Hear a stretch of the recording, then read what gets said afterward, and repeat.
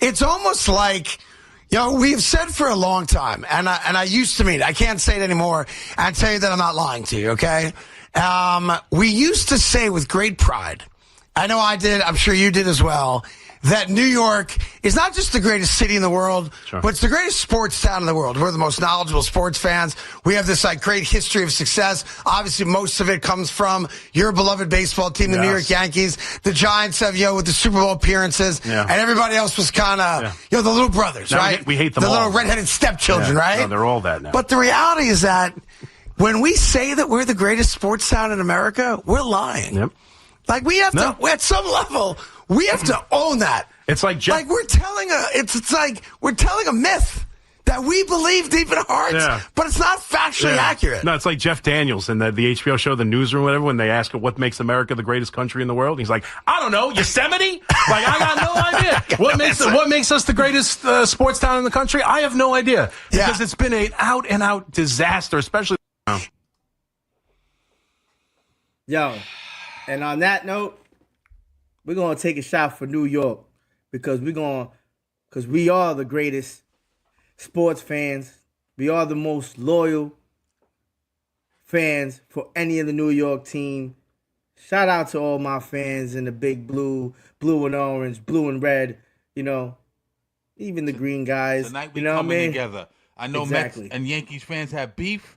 You know what I'm saying? I know, fucking Nets and Knicks fans don't have beef. Tonight. We all coming together and we standing up for New York, man. Everyone, it's becoming cool to shit on New York. Yo, it's like New York been soft ever since fucking the Pacers came through and crushed the buildings. We're gonna restore the feelings. Let's go. Salud. Word up. Salud. Oh, that was good, man. Yeah, everybody's fronting on New York. Y'all, I want to welcome everyone back to Drunk Sports Talk, New York's new #1 sports talk show. We the voice of the streets. Please allow me to reintroduce myself. It's your boy Cash, the one and only. And you already know who I got with me. My nigga, my ride or die, who fuck with me through thick and thin. Never left, never went anywhere. You know what I'm saying?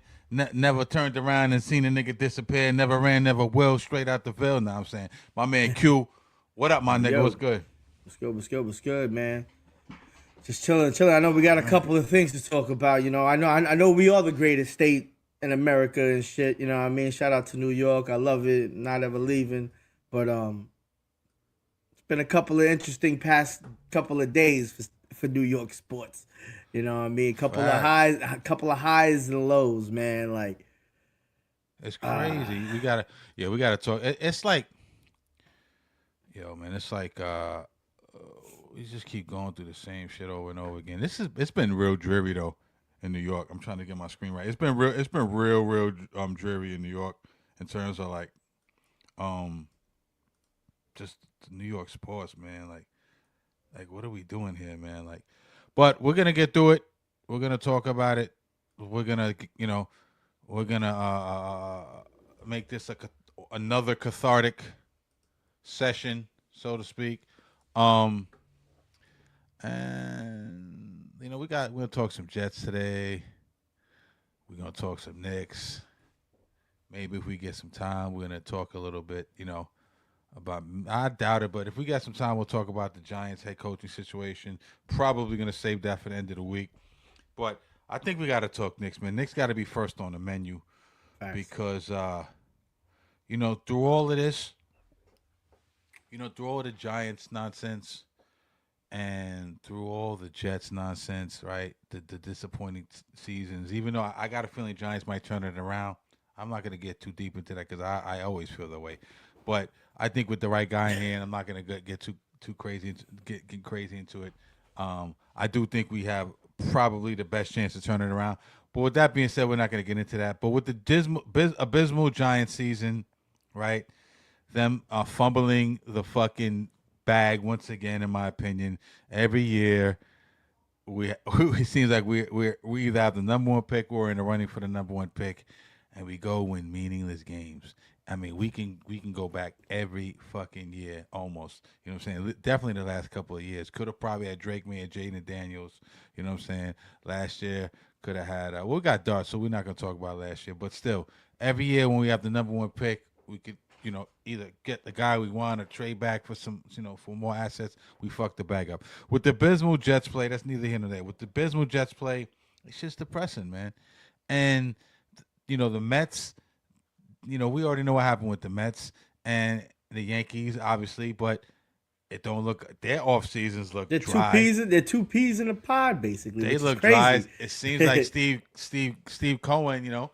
All the spending he's done throughout the first couple of years he's been here, and it seems like he don't want to open up the wallet anymore. He worried about the casino across the street. You know what I'm saying? And that shit's going up pretty quick. I drove by the other day, actually going to your house, and I saw like the soccer stadium damn near. Yeah, you see the beams is up already. Yeah, it's you crazy. see that. You can see it. You can starting to take shape or whatever. But it seems like Steve Cohen don't want to spend any money. I don't see any free agents coming in here. We're playing.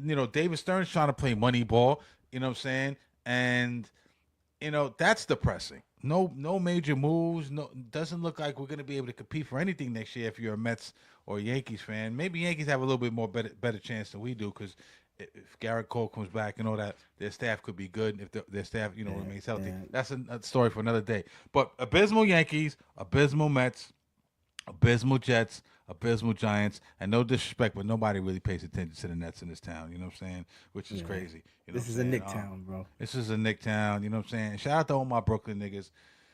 But okay, so the one gleam of hope for the New York tri-state area. Shout out to Connecticut. Shout out to Jersey, upstate Westchester, YO, Mount Vernon, the whole thing, right?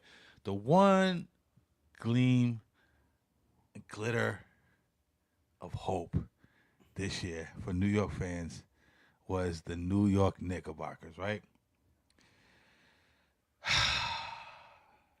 And it's starting not to feel so positive. You know what I'm saying? That's the thing where I go, okay, when we're in conversations, man, the Yankees are bad. Man, the Giants are bad. The Jets are bad. What does everyone always say? Well, at least we got the Knicks. Like, if you're a Yankees fan and you're Knicks is up and coming.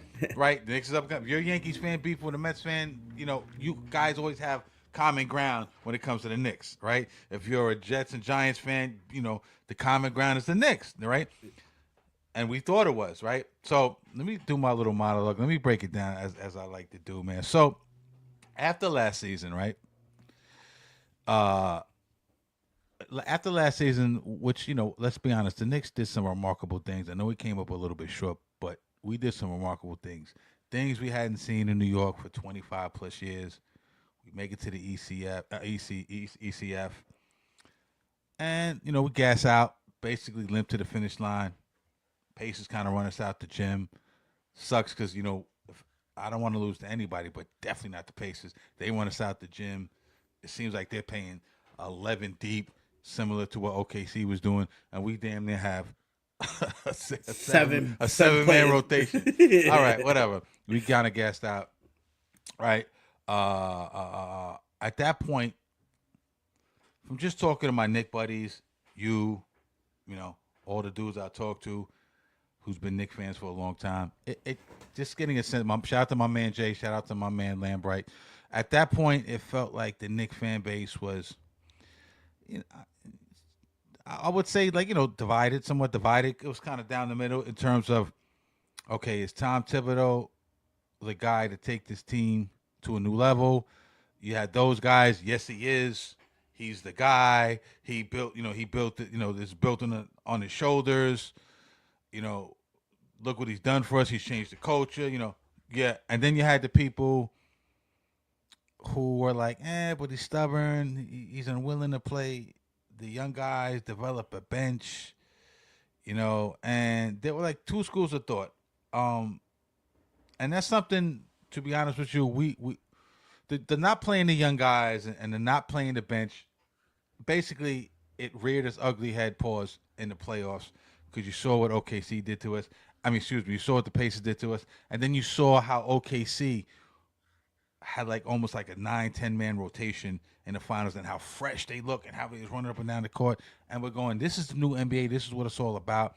Tom Thibodeau style's kind of antiquated. The half-court offense, the pace was slow, the whole bit, right?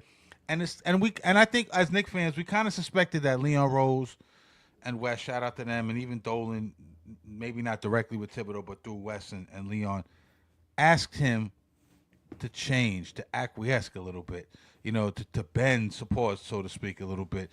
You know what I mean? And you heard the rumblings. As Knicks fans, we suspected it, and you heard rumblings in the media, so on and so forth. And he basically refused, stuck in his ways. And those suspicions were kind of confirmed. If you haven't seen, Dolan was on Carton the other night, whatever. And he kind of confirmed those suspicions. He basically said, we went to him, and I'm paraphrasing, but he was pretty much stubborn, and we loved Tom, but we had to move on. We needed to evolve into what the NBA is now.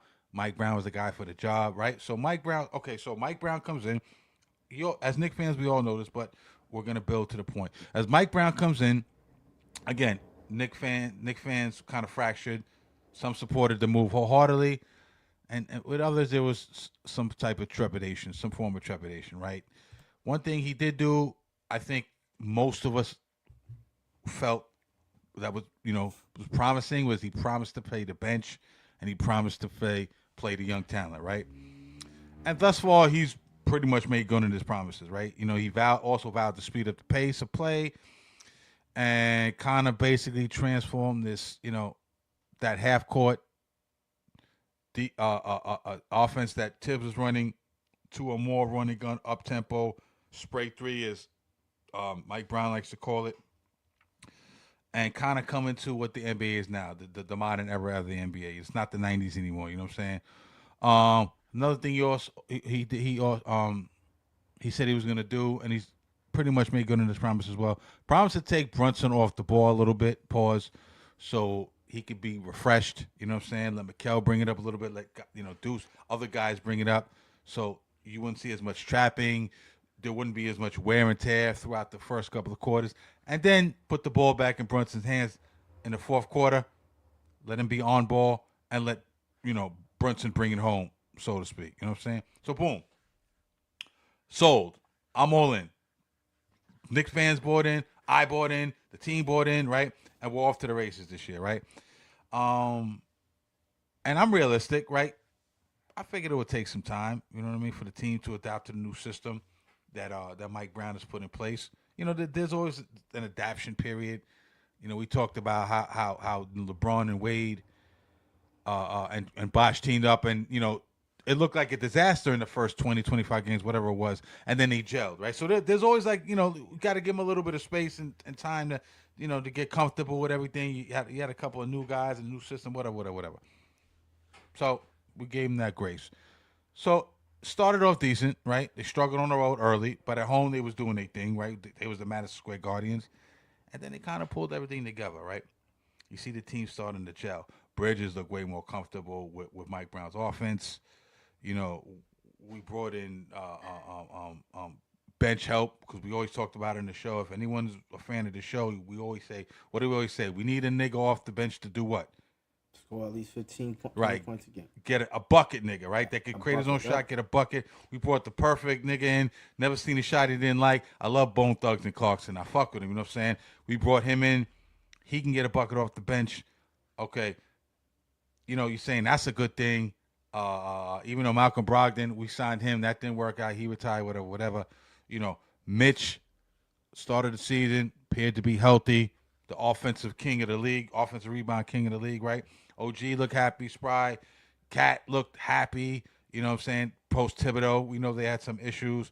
Kolek starting to develop into, Kolek was very. I'm very impressed with what I've seen from Kolek this year. You know what I'm saying? But you've seen what we brought Brown in here to do, right? Develop guys, and Kolek was probably the biggest example of people going, see what can happen if you give guys running some experience. Look how Kolek's starting to play. He's had some nice games. He's looking really comfortable.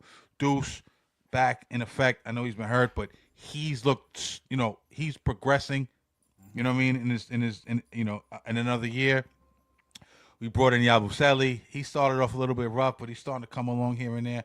You know what I mean? And we could go, Shaman, so we can go down the whole list of things. you know, Huck Porty, and you know all the usual suspects. Yeah, Diawara and Dottier and McCullough. Yeah, Dottier not so much, but Dottier not so much, but Diawara and McCullough. Yeah, they're nice pieces off the bench, depth pieces, right? Yeah. So let me just keep cooking, then I'm gonna pass it up to you. So Knicks rolling along, everyone's hyped, everyone's thinking championship, right? We even win the midseason cup, beat a very good Spurs team who,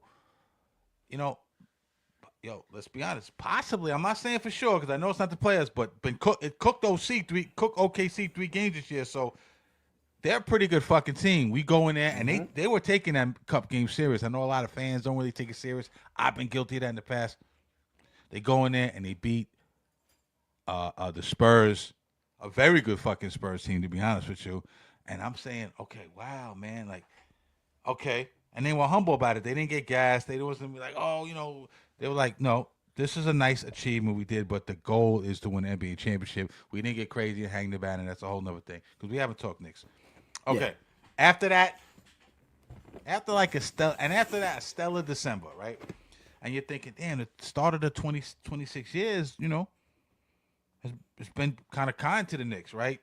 They're looking like a legit NBA Finals contender. They beat Cleveland on Christmas, and you're like, Cleveland's a very good team. You're like, ooh, the Knicks, you know what I mean? Like, yo, Q, this is it, nigga. Like, yo, this might be it, nigga. I always jump out the window, but this felt different. This felt like everything is in place. We got the coach we need.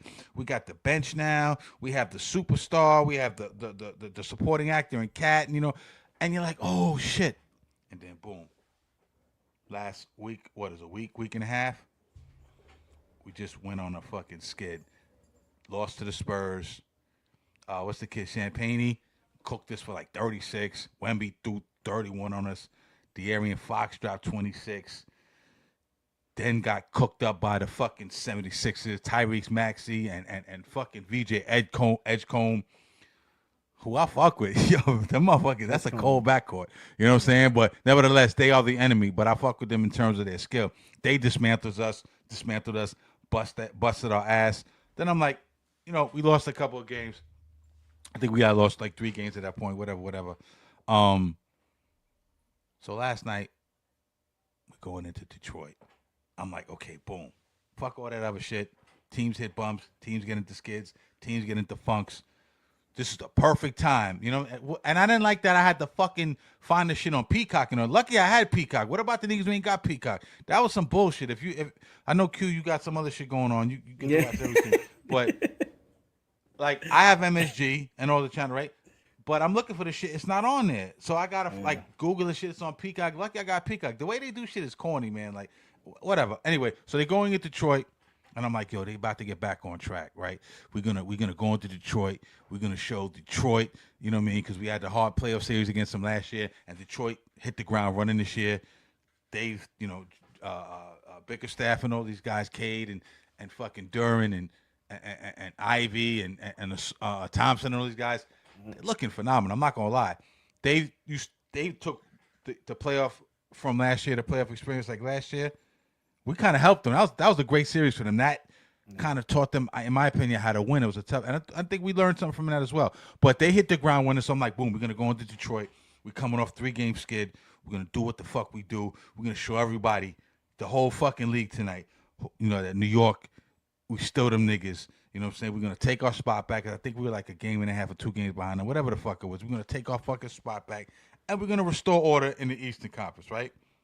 And what happens? We go in there and get smacked. We look lethargic. They were running laps around us.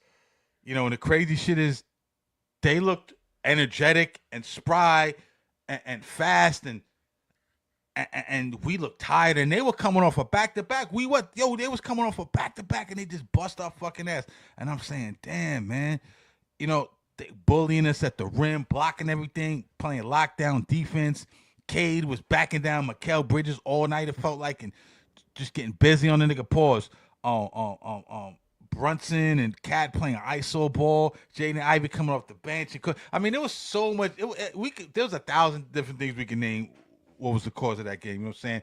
Just playing lazy, basketball. Defensively, we look bad. And not for nothing. Defensively, Detroit. Yo, I saw Thompson, Javante.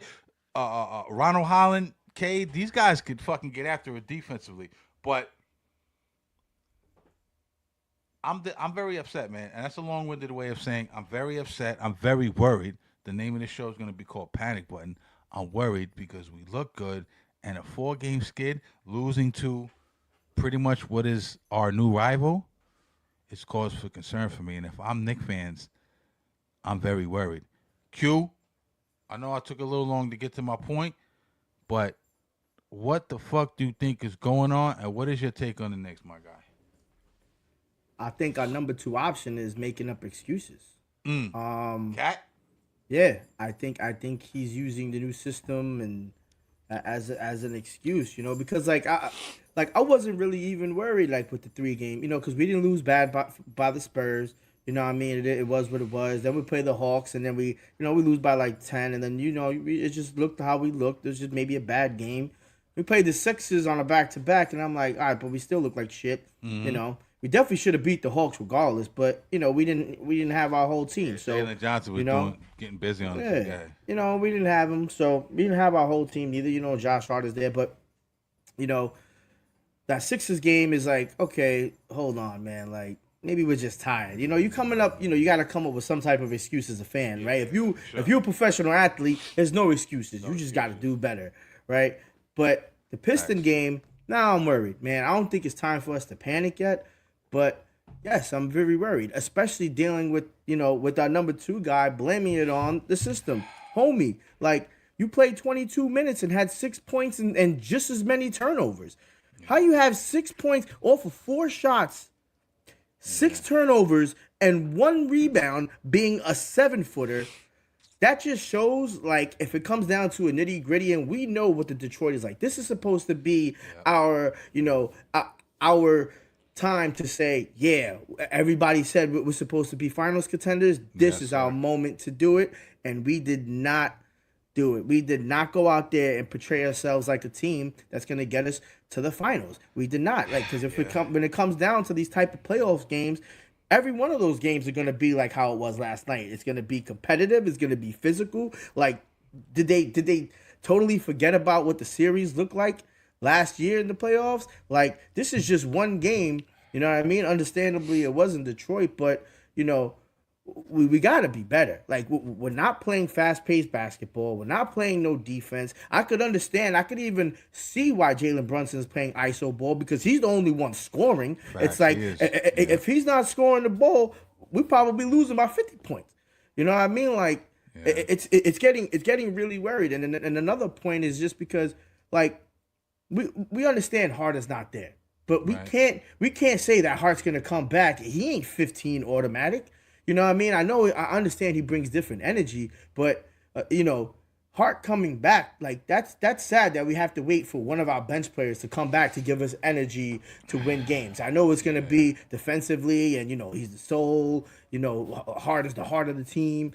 But that shouldn't be the reason why we're losing some of these games, because he's not there. Because a great team learns how to win through injuries. A great team doesn't have to worry about, oh man, like, we're always losing by 20 and we're coming. I'm tired of that. Like, that's not a great winning team to me. That's not a championship team to me. I understand we're the greatest at it. Hey, we're the comeback kids in the NBA. I don't want to be the comeback. You know what I mean? I don't want to be the comeback kids. I want to be the New York Knicks team that when we're up by 20, we win by 24. You know what I mean? Like, I don't want to be the team that's down by 20 and we win by 6. You know what I mean? I'll take it. A win is a win. But yeah, it is getting me worried. And with Cat making the excuses with the system, I could understand in the beginning you make the adjustment. It looked like they were already adjusted after about 30 games. They looked like they were gel, like as you were saying, they looked like they were gelling. Now for everything to unravel all over again and everybody just look confused and nobody's playing defense. We're not being physical. We're not getting these rebounds. We can't be that team that says, "Oh, wow, now it looks like they don't even know what they're doing all over again." Let's just blame it on the coach that just got here. Oh, let's just blame it on the rookies that are playing and maybe getting additional minutes. I think it's just Mike Brown seeing like, hey, if the starting like Mikal Bridges, where does he go? Like, I'm tired of these inconsistencies with these guys. Like, if our second option is not doing what he needs to do as a second option, that means our first option got to work even harder. That means our third and fourth option better be averaging what they're averaging. And I don't see OG and Bridges in these past couple of games doing what they average. They average 15 and 16 points a game. They're not looking like they. Yeah, that's averaging for so far. But then they have a shit ton of games where they average.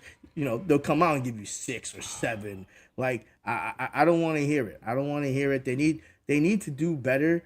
And Jalen Brunson, the captain that he is, he don't make excuses. He knows we have to figure it out. We got to go out there and just be better. We're not going to go out there and say, hey, yeah, we're still adjusting to the system. That's some corny shit, Cat. You know what I mean? Like, that I don't fuck with. That's soft. That's just softness from me, bro. And I stick up for you because you are probably one of the better centers in this league. You're definitely the best, you know what I mean? Big guy shooter in the league. That's without a doubt. We know you're talented, but go out there and show it. Show out there that you got your captain's back, that you're going to be able, like, on the days where he's only scoring 15 points and shooting horribly, you're going to be able to consistently go out there and do 20, 25 and adjust and adjust to the core. And I think that's where they're having another issue as well.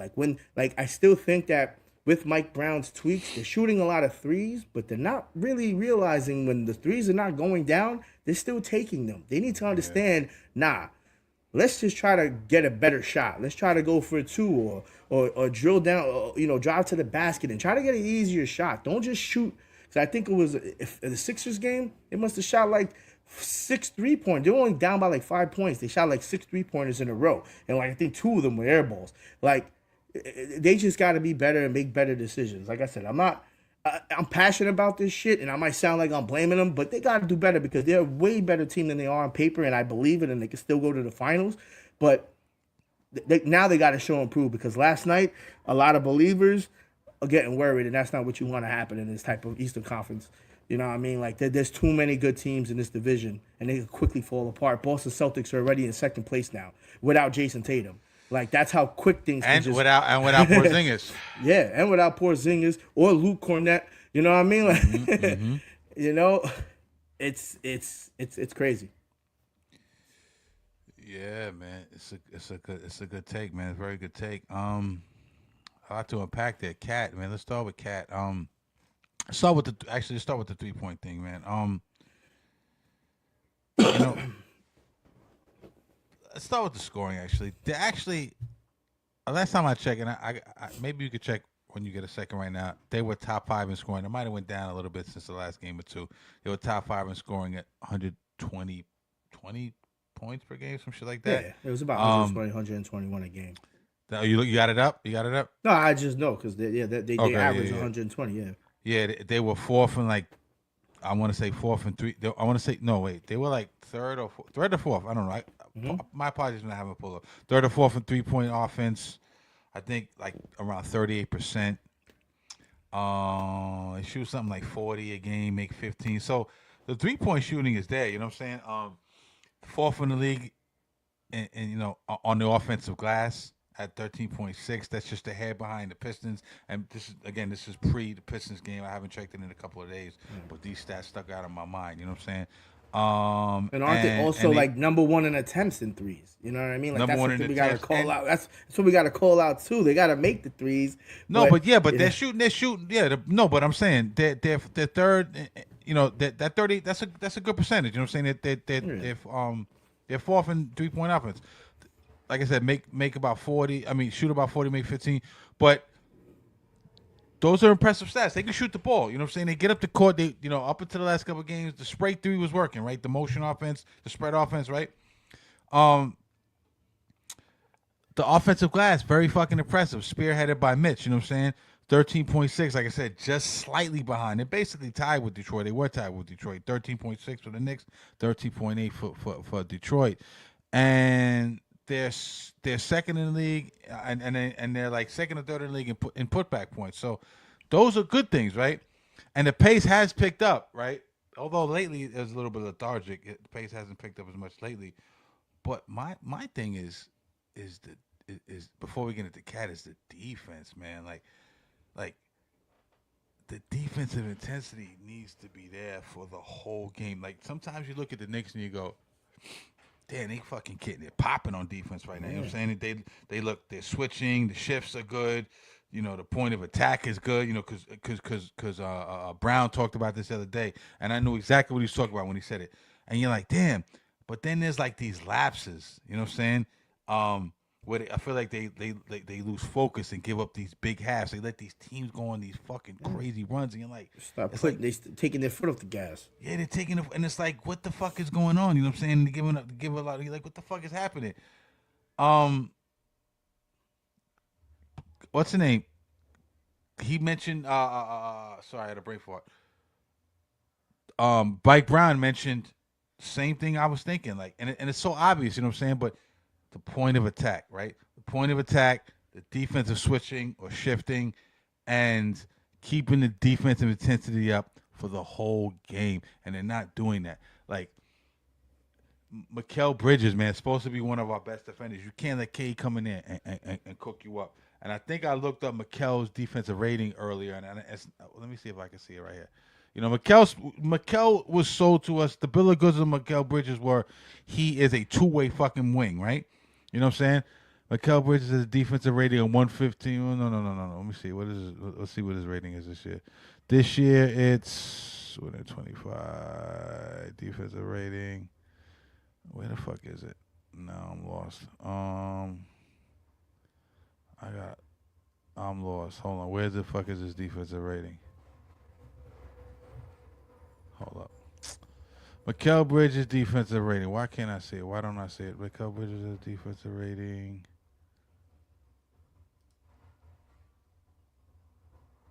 Q, see if you can find that, man. I can't find that. I had it earlier. And part of myself. I don't. Oh, defensive rating. Okay, here was this it? Is it? This is bad. I can't find it. But either way, Mikal hasn't looked great on defense. I don't know why I can't find it. I'm seeing man shit defense. Mikal hasn't looked great on defense. You know what I'm saying? Especially last night. He got K was doing whatever he wanted with him. I'm seeing 115. That's for this year? Yeah. That's okay. That's what I thought. 150. That's what I thought. For some reason, I said that originally. I didn't know. I thought that was. Listen, 115 is bad, bro. 115 ain't good. 115 is like Luka Doncic territory. You feel what I'm saying? Austin Reeves territory. Jalen Brunson territory. You know what I'm saying? And we know Jalen ain't like a really good defender. It's crazy because Jalen has such good feet. You think defensively he'd be a little bit better. He'd be able to slide his feet a little bit better, you know, because we see the stellar footwork he has. But Jalen, you know, but we'll give Jalen Brunson the pass because what he lacks on ball defense, he makes up like with charges and like help defense and shit like that. And Brunson's a little bit smaller, and you know, we all know Brunson's not as athletic. But bro, like these guys, OG doesn't look like. I don't know what OG's defensive rating is. I don't even care. I know he doesn't look like what he's supposed to look like. You know what I mean? Cat. I'm tired of Cat, and I don't want to nitpick because I hate this shit. Cat, man. I feel like Cat. We talked about this last year. Why doesn't Cat have moves, bro? Aren't you tired of seeing Cat get the ball at the top of the key and do this like awkward fucking clumsy drive to the hole where he's trying to get the first step and turn the corner on these defenders? And sometimes it works, but most of the time it doesn't work. There's no go-to move. Jalen Brunson has about 3 or 4 go-to moves, and you see it because sometimes, and this is another thing, the Knicks have problems with teams like Detroit and San Antonio and young athletic teams that run the court and they're long and they're lengthy. They play defense. These agile athletic teams. Knicks have been having problems for years with them. You know what I'm saying? And you know, you see guys like Cat, they just get the ball in the half court offense. They dribble, go downhill. They either offensive foul, they stumble, or they might get the layup. It's just ugly basketball, man. Like, damn. We got to do better. There's so many things we got to do better. Man. Offensively, we've been stagnant, and defensively now we're stagnant as well. Athletically, we are who we are, but I don't know. It's not looking good. We have to build our confidence playing this next game tomorrow with the Clippers. We gotta. I don't want to see us win by 4 or 5 points. This better be a win by like 15, 20. They gotta build that confidence up. You know, we are back home. So, you know, I think that's number one. And you know, I'm looking for things to get us, you know, on the hopeful train again. You know, I know it was a bad, you know, a bad week with the 4 straight losses, which was the most that they had all season. Because they only lost 3 games in a row once prior to this losing streak. But you know, we gotta get back on that hope train, man, yo. Because I do think that we could do it, and I think there's still a couple of things to work out. I don't think we're fully gelling. I just don't. I just didn't really think that we were gonna play the Detroit Pistons the way we did. We looked like a team that just, you know, like it was the first game of the season with a brand new They coach. punched and a us brand in new the system. face. What kind of shit is that, bro? Yeah. But the other thing I'm a little hopeful about is because the Thunder got smacked by the Hornets. All right, so we got smacked by the Pistons, but Thunder got smacked by the Hornets. And I don't care. I don't care what the Thunder's doing. I'm worried about East Coast business. Yeah, I know. You feel what I'm saying? But that's who we're gonna see in the finals. And I think we showed the capability that we could beat the Spurs. So right now we just need to get past We're in a funk, Pistons. though. We're in a funk, and I don't want this to. And I think Mike Brown will get them out of it. And Mike Brown's such a nice guy. He is. Sometimes I wonder if is Mike Brown a dog, but I'm going to give Mike the benefit of the doubt. You know what I'm saying? He needs to have them running at practice. He needs to have them on point. He seems like a player's coach. I need him to be mean. Yeah. Get mean on these dudes. Especially at this point. Especially right now during this type of dismal type of You're not running back on defense. Sit on the bench. I don't care how much we're paying you a year.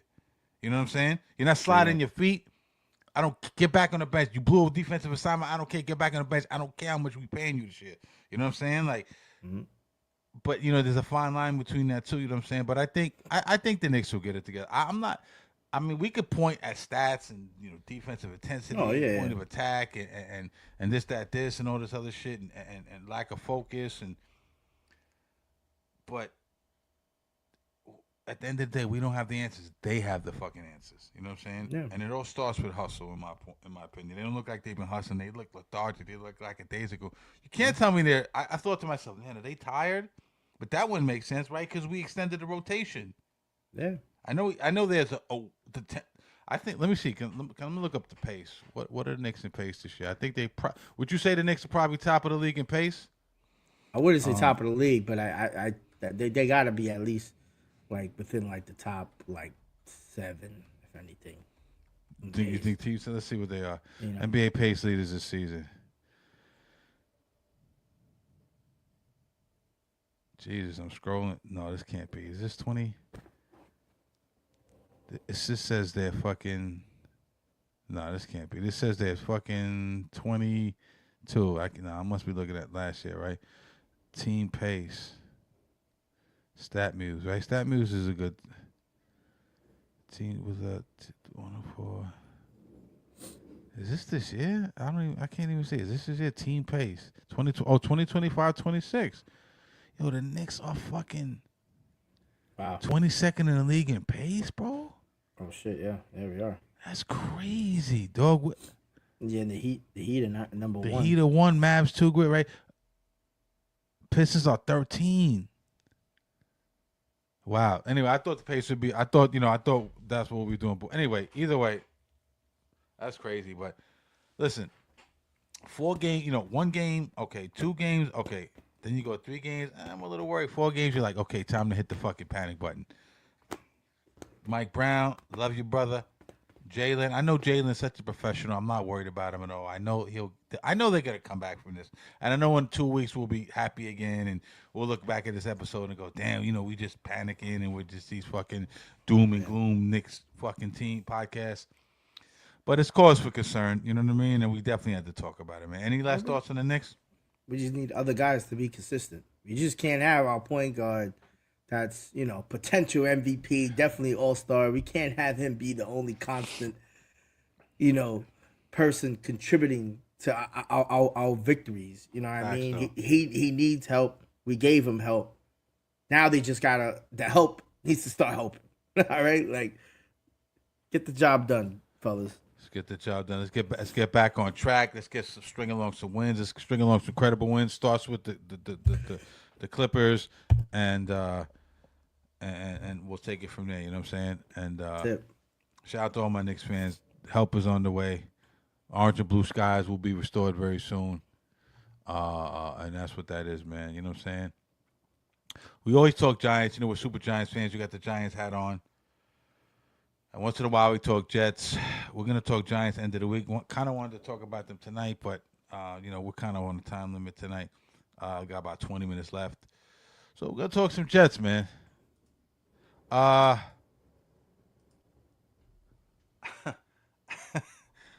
don't know. I don't know where to start with the Jets, man. Nah, I know. Yeah, we miss you, Preem. Miss you, Jay. Preem, my nigga. What's up, my nigga? How you doing, my brother? I hope, we talk, my brother. You know what I'm saying? Preem, Jay ain't on the show. Y'all know him as Jay. We know him as Preem. Shout out to Jay. Handle your business. Get back whenever you need to get back. Jets, man, we talked about abysmal. It might not get more abysmal than the fucking Jets, bro. Like Aaron Glenn. Ooh, this don't look good, brother. Aaron Glenn, this don't look good, my brother.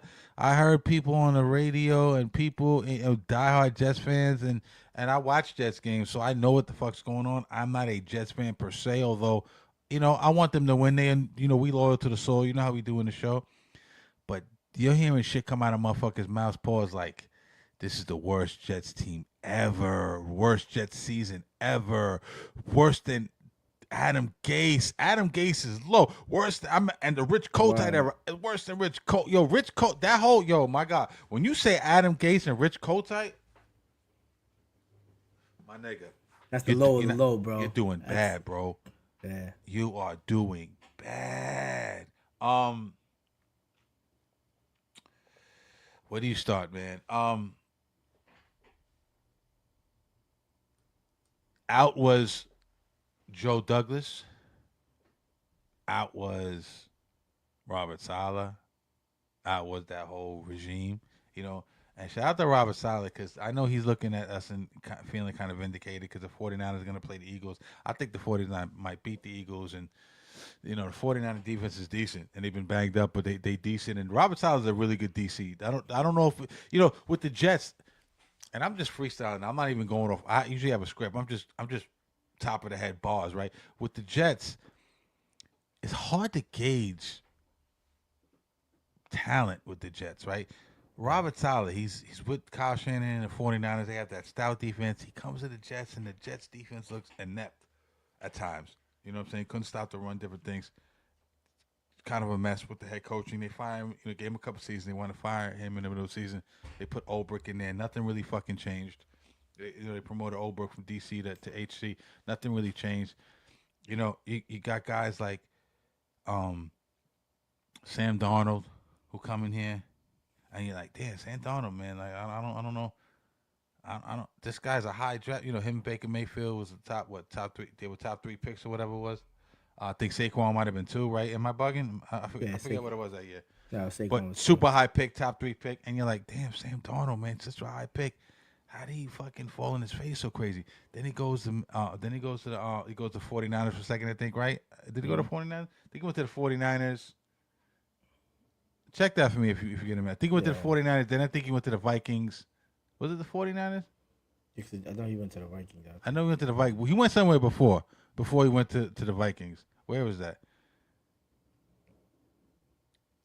Let's see if we can check that real quick. Yeah, so because he was he was with the Jets, then he went to the Panthers for 2 years. Panthers, sorry. And Panthers, then he went to the 49ers, and then he went to the Vikings. Oh, so he wasn't a 49ers. Okay, yeah. So Panthers, 49ers, then he kind of, there's still a little bit of whack juice on him at that point. Then he gets with Kevin Conley or whatever, and he looks good with the Vikings, and he kind of craps the bed end of the season in the playoffs and everything. And then he goes to Seattle, and he kind of builds off what he kind of did with the Vikings. You know what I'm saying? And the end of this chapter is yet to be told. But he looks good, and so you're like, damn. When he was on the Jets, he was trash. Well, Robert Saleh had difficulty on the thing. Aaron Glenn on Detroit looked like a competent DC. Then he gets to and the shit just falls apart. So you're like, how do you gauge? And even you can even go through some of the player personnel on the Jets. How do you gauge this shit? Like, I don't know. Like, it's hard to gauge the Jets, man. It just seems like a dysfunctional, inept, fucking snake-bitten fucking franchise. You know what I'm saying? But with that being said, we'll get more to that in a minute.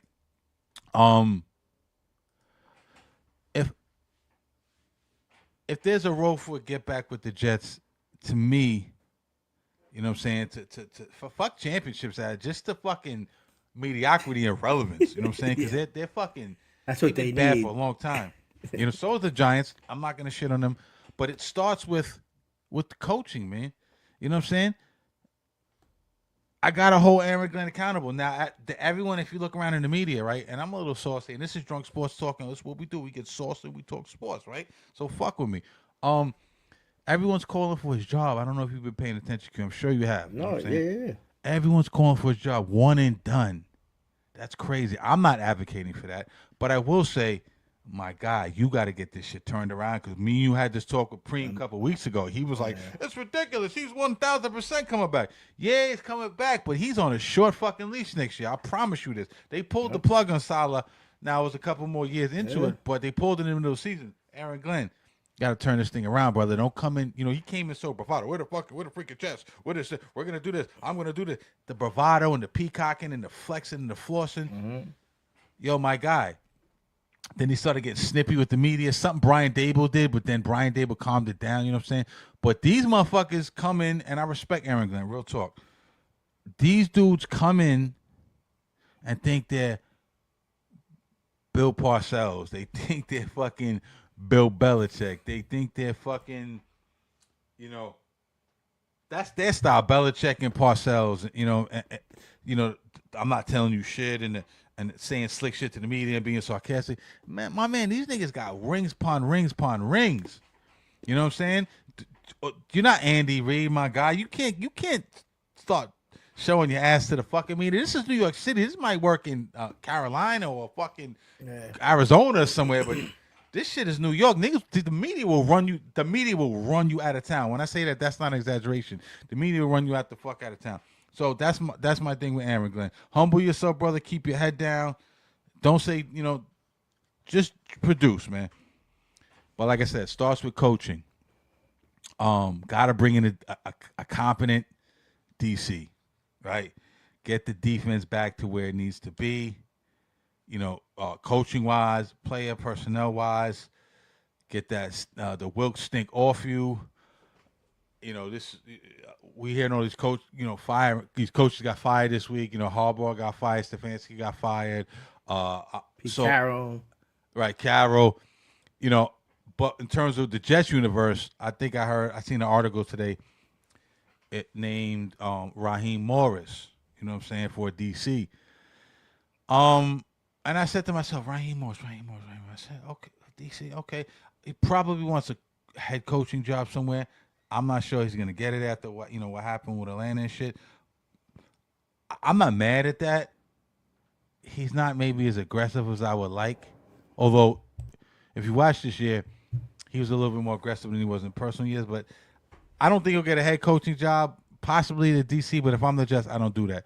You're hearing names like the Browns DC, Jim Schwartz. Browns, as wretched as they are, they seem to have a pretty good fucking defense. You know what I'm saying? He did a good job there. You also hearing names like Jim Leonard, the Broncos DC. Or you're going to hear all the big names of the really good defensive teams. You're going to hear all those fucking names. Don't know if anyone wants to come to fucking Jets and to a dysfunctional franchise and put their name on the line and tarnish their name. You know what I'm saying? But you hear, like I said, you hear Jim Leonard, Broncos DC.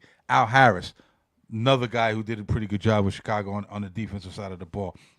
You know what I'm saying? And then and a couple other names. And then you hear guys like, and you're gonna like this shit. There was a couple other names mentioned, but you're gonna hear you heard this name, and I said, damn, I want this motherfucker for the Giants. And me and you had to talk about this the other day. We want this motherfucker back.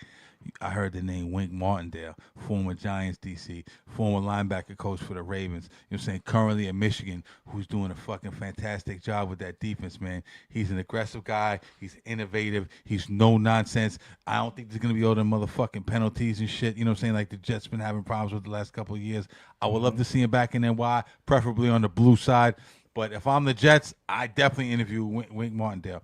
with that being said, we're gonna get into the things the Jets need to do. You want to primarily tackle the QB, I think QB situation, right?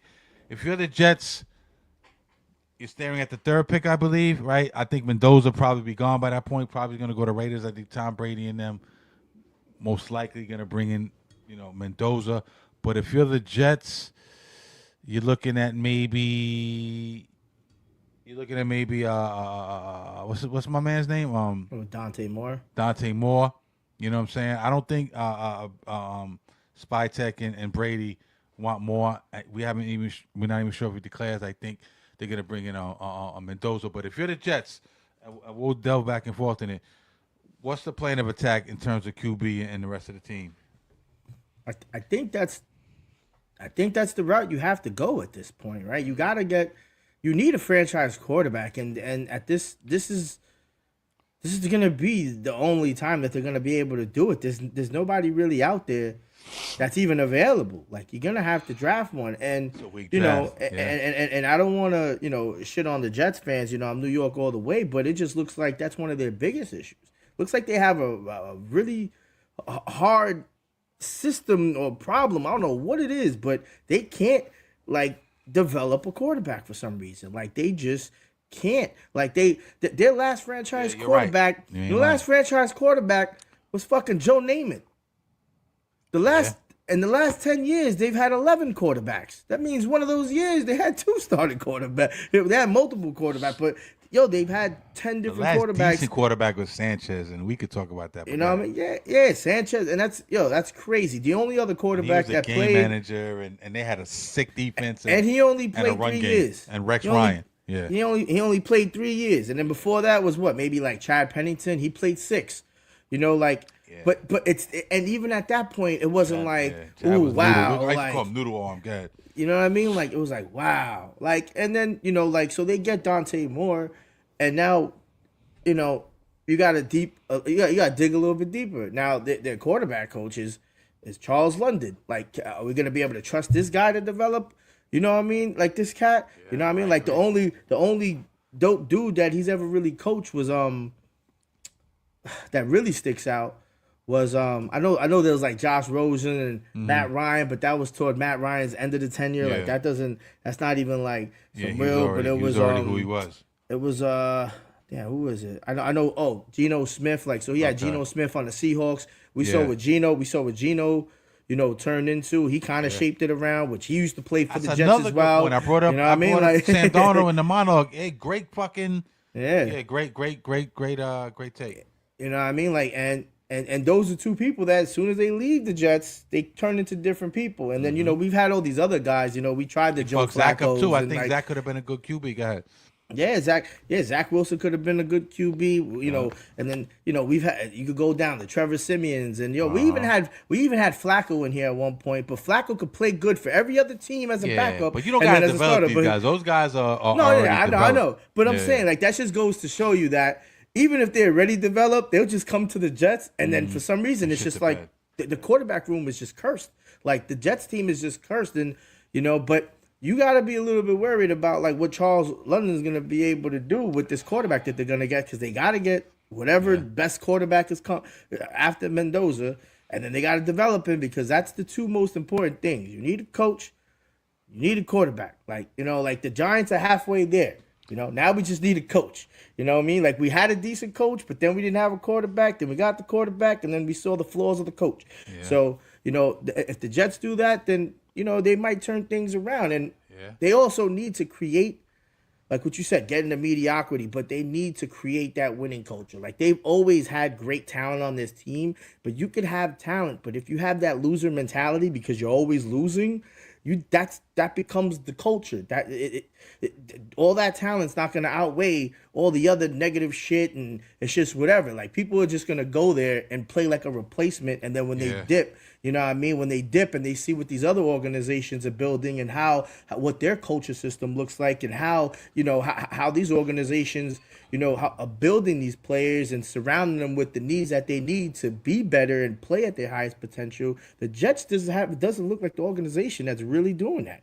Like they have a real big problem in that area. But hey, if they come back, get Dante Moore, and then you get the right defensive coordinator in there. I believe in Inkstrom. You know what I mean? Like I believe in what I believe. I don't think he's the worst. Don't think he's the best. Yeah. We got to see what he could do with whoever they get. Yeah. Like let's see, because they have the jury's out of him, but I don't think he should get clipped. Yeah, but and we got to see what they could do. But if they could just do those two good hires, and if the next quarterback that comes into this can win them 6-7 games, 8 games, you just look like, or even lose games, but in a nice fashion. Jets was just losing games and just looked abysmal. Like it was just like embarrassing. Like, and then they had talent, like they lose Sauce Gardner, they got rid of Quinnen Williams, they turned it around into a great move. Moogie did a good thing. Yeah, Moogie did a good thing. I like Moogie. Yeah, it turned into a shit ton of picks, and that's what you're going to do to develop the team, because not only do they need a quarterback, they need defensive backs, they need defensive linemen, maybe even another wide receiver, even though I like Mechie and Mitchell. But Mechie and Mitchell but they need another guy. What I mean? And then you got Garrett Wilson, I know he got hurt. The running back room is decent. Like, maybe get another offensive lineman. Their O-line not too great. So they need a lot of pieces, but they have a lot of picks. So right now, this is going to be the true testament of they have no picks. What? 0 picks and 4 forced fumbles. You feel me? That's just terrible, man. That's just. I think that's a. It's the first time that a team had no interceptions since 1933. And 4 forced turnovers. That's insane. That means your defense sucks. I meant draft picks though, but I know what you mean. I'm just I know. He said no picks. Yo, that's. You know what I'm saying? But that's crazy. But that just goes to show, and hopefully they turn it around. But it definitely the head of the snake is always the quarter. A great quarterback can make a bad coach look good, right? But a good coach can't make a bad quarterback look good. In my opinion, he can't, because you still need that talent. You still you need to have that direction, because even when Dable looked at his best, Daniel Jones didn't look that great. Yeah. And then we saw what Jackson Dart looked like, and then now we started seeing what Dable was looking like, even at his greatest moment, and they still knew, like, Dable's just not that guy. And we're going to see where Aaron Glenn is, but he needs to be that defensive-minded coach. I'm almost starting to think that if they do get rid of him, they need to move to an offensive-minded coach, because you're getting in a quarterback, a young quarterback. If you go offensive-minded coach at this point, there's no better time than this time right now. In my opinion, because they're nobody's basically, coming here, bro. Nobody's coming. I know, but nobody wants this fucking Jets job. They got to work with what they got to work with. But right now, they need to get a quarterback. They need to develop that young gentleman. Job. You know what I mean? And just being in the Jets, it's not an appealing job. Maybe a couple years ago when their defense was ranked second, that's why Aaron Rodgers even wanted to come here. And look how he's doing. It's just like there's so many names that you could name that now are going other places, and you're actually seeing them shine. It makes you want to say, what's really wrong with this organization that these issues are occurring? And, could it be the owner? Like, is there an issue with the owner? Like, the owner doesn't, what I mean? Maybe could there be? He's the fucking James Dolan of the old James Dolan of New York now, man. I didn't want to say anything, because then it really sounds like I'm going to be sitting what on he's the terrible, Jets. man. Sell a fucking team, man. He's, you know what I mean? Shit. No, yeah, but we'll see what they can do, because this is going to be Gilbert his true of test. fucking New York, nigga. Yeah, it's gonna be his true testament right now. Not Dan Gilbert. What's the dude? Dan Schneider. Sorry, Dan Schneider. Guy. Yeah. But we'll see what they're gonna do with the quarterback that they do, and how they develop him. And if the tables may turn, but in my opinion, it has to turn for Aaron Glenn, because I don't see them. They're definitely not gonna have another season like they did this year, and have Aaron Glenn come back. That's not happening. Ah, yeah, man. I nothing you said is bullshit. Yeah, nothing you said is bullshit. Let me pause. Let me touch the quarterback topic. Mendoza's not coming here. Raiders are gonna get Mendoza. I think Mendoza's gonna be really good. I don't know, for some reason I just feel like he just seems, the offense they run and just the way he's poised in the pocket. You never know, but it just, to me, seems like he's gonna be the guy. We'll see. Time will tell. Dante Moore. If Dante Moore, right, that's where logically, because the Jets have the third pick. I think the second pick is the Titans, right? Yeah, Titans got the second pick. Right. We know Titans not going for QB. So if Dante Moore does declare, and again, I'm not sure if he will, the Jets will be targeting him. And if I'm listen, if I'm Dante Moore, you think Dante Moore is thinking, maybe I just stay in school. Yeah, I could go. Listen, I could go back to school, probably make as much money on a NFL Jets rookie deal than I can with this NIL paper as I would. You know what I'm saying? Like, I could declare next year. Hopefully, the Jets might not have the first pick. You know what I'm saying? And I wouldn't have to go to this fucking shit show of a team. Who knows how he's thinking? But if he, we don't know how he's thinking. We know how this is going to shake out. But let's say he does declare, right? And you get him. And you get Dante Moore, right? And maybe he wasn't the guy you necessarily wanted. Or, this is weak. It looks like a very weak QB class. You know what I'm saying? But let's say he does declare, and you get him. Listen, if you don't pan out, Muji has set shit up where you have big time picks next year. You can always draft another quarterback. You know what I'm saying? Like I said that shit about I'm not saying that Dart's not panning out, but we entertained the possibility, right? And I told you I was playing devil's advocate that time of drafting another QB. And motherfuckers thought I was crazy, and and maybe it was crazy, but you know what I'm saying. You could if this guy if you don't feel he's the guy, fuck waiting and waiting around and seeing what he is.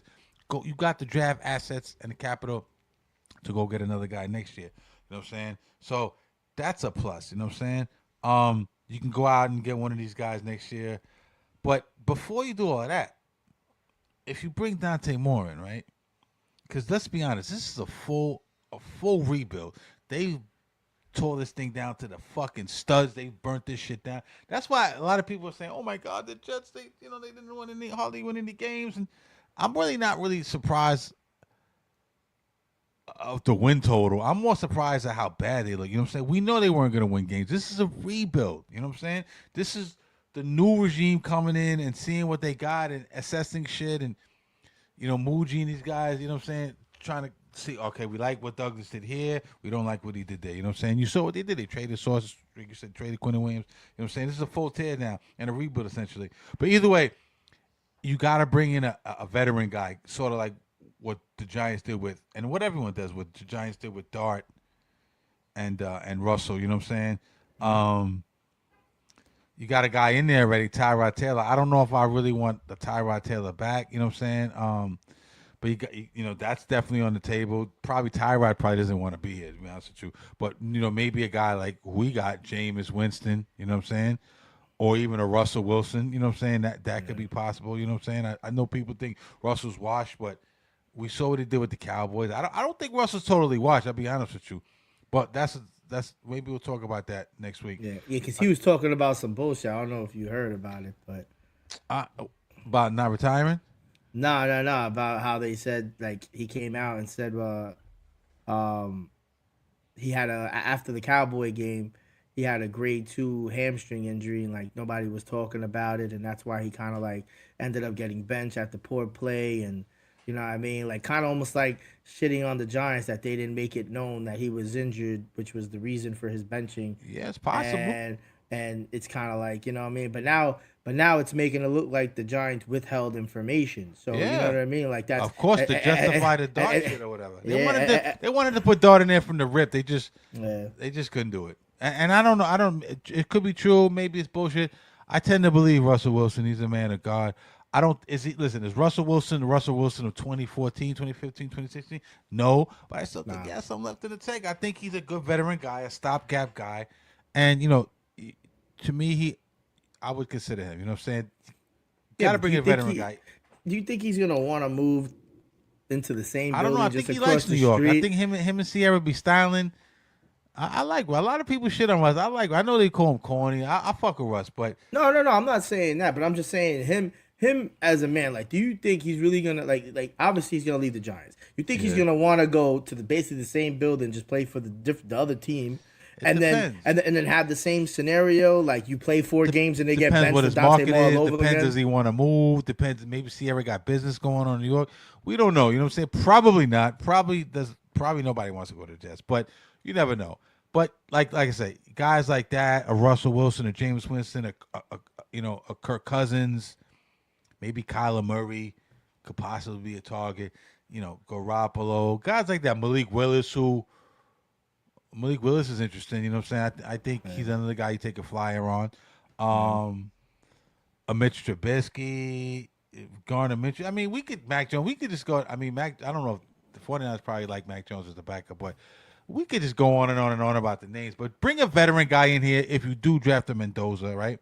I'm sorry, if you do draft a more, you need like what the Giants did with Dart and Russell, maybe even a little bit more. Someone who can pick up the ball in the beginning of the season, let the guy get his sea legs under him. You know what I'm saying? Learn the playbook, let him catch up to the playbook, let him catch up to the speed in the NFL, let him talk to the veteran guys, get a little bit of game from these niggas, and then maybe you throw him in. You know what I'm saying? Don't just throw him to the wolves. We did that already, it didn't work. Jets did that already, it didn't work. In terms of the quarterback. And if you don't like him, like I said, you can go out and draft another guy. Or you don't. Or the thing is, here we go. If we don't get Dante Moore, maybe we don't even. We go down to the later rounds. Ty Simpson. Yeah, Ty Simpson. DJ Lagway. Julian. What's the kid from Ohio State? Oh man, Julian. Can you look that up for me? What's the quarterback from Ohio State? I'm not like the super college guy. Yeah, Julian, DJ Lagway is nice though from Florida, but Julian, the fuck is his name? Oh man, what is it? I'm getting old, man. Ohio State QB.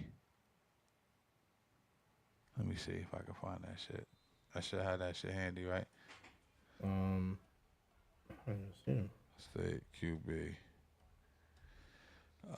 Julian Sayin. Yeah. Those are guys. Actually, those guys will probably come out next year. But my point is, Arch Manning's coming out. Maybe stay away from the QB, as rough as that will be, and you look towards next. Everyone loves Arch Manning. Whatever. You look towards next year, whatever. Either way, don't fuck up the young talent. You know what I'm saying? We talked about Sam Darnold. Here's an interesting stat with Sam Darnold, man, and it just came to mind. Like, this is how bad they fucked up Sam Darnold, man. I think he's the second quarterback since Tom Brady, rarefied air, to have 14-win seasons back to back with two different teams. Damn. Yeah, because Brady did it with the Patriots and Buccaneers, right? Yeah. So that's the QB. You got to figure out, like we started off the segment was, you got to bring in a DC. You got to tighten up the coaching. It starts with the coaching and the QB. You can't really advance a franchise unless you have the competent coach in place or the QB. And we're going to wrap this up because we're running out of time. But you got a lot of other choices you got to make. You got a lot of free agents on the roster. You know what I'm saying? Guys like, really one of your best offensive guys, if not the best offensive guy, with all respect due to Garrett, Breece Hall. You got guys like Elijah Vera Tucker coming off an injury who I felt very bad for last year, the way he got hurt because he's on a contract. Yeah, I like AVT. AVT is a very versatile guy. I like them on that line. I like the Jets offensive line. I really felt bad for Vera Tucker because he can move around to different positions on that line. You might be able to get him on a fly a little bit cheaper because of his injury history. You know what I'm saying? We'll see. Quincy Williams, John Simpson, Andre Sisco, Tony Adams. There's a bunch of different free agents you got to make decisions on. You know what I'm saying? I think if I'm the Jets,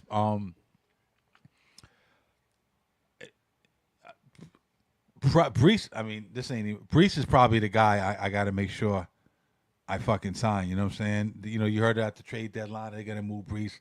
Breece is a playmaker, man. You know what I'm saying? I know Breece seems a little disgruntled from what I've heard, but to me, you gotta go get Breece. You gotta establish that run game, especially if you don't have the quarterback. And like you mentioned, Q, defense. I mean, open up the Jets roster. Okay. Wipe all the names out. Go to all the defensive positions, right? And just put your finger on one and pick one. They need everything on fucking defense. You know what I'm saying? They got massive gaps in defense. And this crazy shit is just 2-3 years ago, we were basically drooling over the Jets defense. They were before number the 2. season, before that season started, man. And now it's pause. Now it's a total rebuild, man. You got safety. Safety's a big concern. Although I like the kid he got hurt, Malachi Moore. I think he's promising, but still, you got to go get a safety. Got some young corners that people like during the regular season. I think they've regressed. You got rid of Sauce, obviously. So corner, you gotta think about. And they got some young corners that are good, but I still think you can go out and get a. You can't argue if you go pick out a dynamic corner, edge rusher, right? You know what I'm saying? Definitely need that. Everyone says, "Yo, edge rusher." Like I don't want to shit on what's my man, Jermaine Johnson and Will McDonald. You know what I'm saying? I still think they're good guys. I think they're good players. Jermaine coming off the injury and shit takes a while to get back. And Will, the year before last, had a dynamic fucking year with all the sacks and everything. I think they're good guys. We don't know what we got in them. That's really for like the guys who get paid to do that, to evaluate them. I still think got some left in them. But you can't be mad if they go out and get a fucking edge rusher. You know what I'm saying? I mean, they're a fucking mess on defense. They allowed 468 points, the second most in franchise history, man. That doesn't sit well with me, man. So pick a fucking spot on defense. You go, interior pass rush, corner, safety, linebacker. They were terrible at stopping around. I mean, like I said, pick whatever the fuck you want. Go get the, there used to be a thing like you have needs for certain positions, right? But sometimes it's like go get the best guy on the board. Go get the guy, the dynamic. Get the best fucking talent you could possibly get. You know what I'm saying? Offense, right? You mentioned this before, Q, and this was a great point. Yeah, we like the kid of Donnie in the trade, right? You know what I'm saying? Donnie Mitchell, right? But I don't know if he's enough. He hasn't done it for a whole year. He seems promising. Got to go out and draft a fucking wide receiver. You know what I'm saying? That's being captain fucking obvious. Yeah. Garrett Wilson needs some help. You know what I'm saying? On the other side. You know what I mean? He was hurt, but when Garrett's in the pocket, he's that dude. You got money, you got draft capital. You're set up to do some real things. You just gotta get rid of the people who make the organization dysfunctional. And I know that's easier fucking said than done. Muji, you got your work cut out for you, my guy. You know what I'm saying? Don't fire Glenn. Bring Glenn back. Glenn, calm the fuck down. You know what I'm saying? Like I said earlier. And I think the Jets, I don't think they'll be good next year. I think in 2 years now, if they follow the script, they did a good job with the offensive line. You know what I'm saying? They did a really good job with the offensive line. They did a good job in moving some pieces to get draft capital back. They're like 20 or 30 million under the salary cap or whatever the fuck it is. They're in place to do some shit. You know what I'm saying? But you worried about, they get the right pieces, and then they don't know how to coach these fucking guys up. So, I don't know, man. We got a lot of things to think about, man. Jets used to be a top defense. They're no longer a top defense. 30th in scoring, 20th in yards allowed, 20th in EPA, expected points added. It's just a fucking mess. No pass rush, can't tackle, can't stop the run, haven't been able to create turnovers. They don't get interceptions, they don't cause fumble. They lost Sauce Gardner. Steve Wilkes is trash. Aaron Glenn it seems overrated. They're pedestrian, man. They fucked up. You see dudes like fucking Trevor Lawrence fucking hanging fucking major fucking numbers on you, know what I'm saying? 330 in the air, 51 on the ground. Etienne doing the fuck he wants to do. You know what I'm saying? It's just crazy. The fish hung 34 on you. You know what I'm saying? Jalen Wright and A-Chain got fucking loose. You know what I'm saying? It's just, man, it's just crazy, man. Like, get your shit together, man. You got anything to add? It's gonna be an interesting offseason. Like April. Like the months leading up to April, it's gonna be. I'm looking forward to what's gonna come out out of the combine, and then the decisions that they make, and the holes that they gotta fill, and what I mean. Pause, but let's see what happens. It's gonna be, which is crazy because usually it's like one or the other, but like there's some really key positions that need to be filled for both Jets and Giants, and they're some of the most important decisions that these franchises are gonna make. Giants about to rebound. They say that's the most appealing job out there, and I agree. I've always said that I like, and niggas call me crazy, and I take that. Pause. I think Joe Shane deserves to come back. I know what the record says. I know how they looked and everything. But I like some of the moves he's made, and I think he gets the right coaching. I think that he lived and died with Brian Daboll, and we'll talk about this end of the week. It looks like Joe Shane's going to come back. He's heading up the coaching search. They say the Giants is the most appealing job, and I do believe that. The pieces they have from on the defensive end, offensive side of the ball, Malik Neighbors with the advancement in science, he's probably, God willing, he comes back as Malik Neighbors. Scatterbull comes back as Scatterbull. Dart, we don't know what's going to happen with Thibodeau, but you guys got, my man Abdul Carter has gotten better. You know what I'm saying? You got some problems, at tight end. You got some problems at cornerback. You got some problems linebackers. You got some problems. And I don't want to get too much into that because we're going to fucking give away Thursday show. But it is an appealing job because you have your quarterback, you have receiver, you have a running back, you have some really good pieces on the defensive end, and the offensive line is better than we thought. Maybe you got to tweak it a little bit, and we'll talk about that later. But Giants and Jets, is there hope? I don't know. I'm not jumping out the window anymore. I think I'm going to take the stairs or the elevator from now on. Yeah, word up. Yeah, and hopefully the Jets turn it around. It's time, man. I'm it's like the third or fourth time these guys are rebuilding the franchise in like fucking 20 years. Like it's gotta end sooner or later, and hopefully it's now. Hopefully, we gotta get New York back. And Knicks, turn it around, and leave a please hit like, please hit subscribe, leave some comments down there. I like the comments we got last week. People were challenging us. Some were disrespectful, some were respectful. I only responded to the respectful guys. You know what I'm saying? Some people had some problems with our Lamar Jackson take. Again, we love Lamar Jackson. Only wish the best for him. Seems snake bitten. We're not going to get into that, what happened, but Harbaugh's fired. Hopefully they bring a guy in there. They turn that whole shit around. They got to make some moves in the secondary, in different things, pass rushings, things, so on and so forth. But thank you for leaving the comments. They, like I said, respond to the respectful ones, didn't respond to the disrespectful ones. Yeah, right. Just keep it smooth. We're not always going to be right.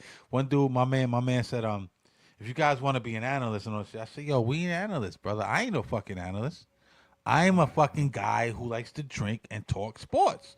And that's what the fuck you get when you listen to the show. Do I say some intelligent shit every so often? Yeah. Do I say dumb shit sometimes? Yeah. But I'm not, you know what I'm saying? I'm who I am. And it is what it is. This is Drunk Sports Talk. Hey, before we get out of here, Q, you got anything else to comment on? That's it, man. Just make sure y'all check out the merch store too. The link. Drunk. You ain't been drunk the last few shows, by the way, guy. I don't know. Maybe I'm not just drinking as heavy as I'm. And I respect that. Right. I'll hold the drunk part down. No, yeah. Make sure make sure you check out the merch store. The links. I'm drunk right now. And I mean, and then that is what it is. What I mean? Got shit like this. Word up, yeah, big bodega, yeah, man. Big you better bodega, playing dominoes up in Washington Heights. Get your shit on there. Get your act right. But yo, great another show. Yo, salute my brother. Let's, you know what I mean? Go Knicks, go Giants, and then and then we'll root for the Jets. Hopefully, y'all turn it around. Salute. See y'all end of the week. Peace. Peace.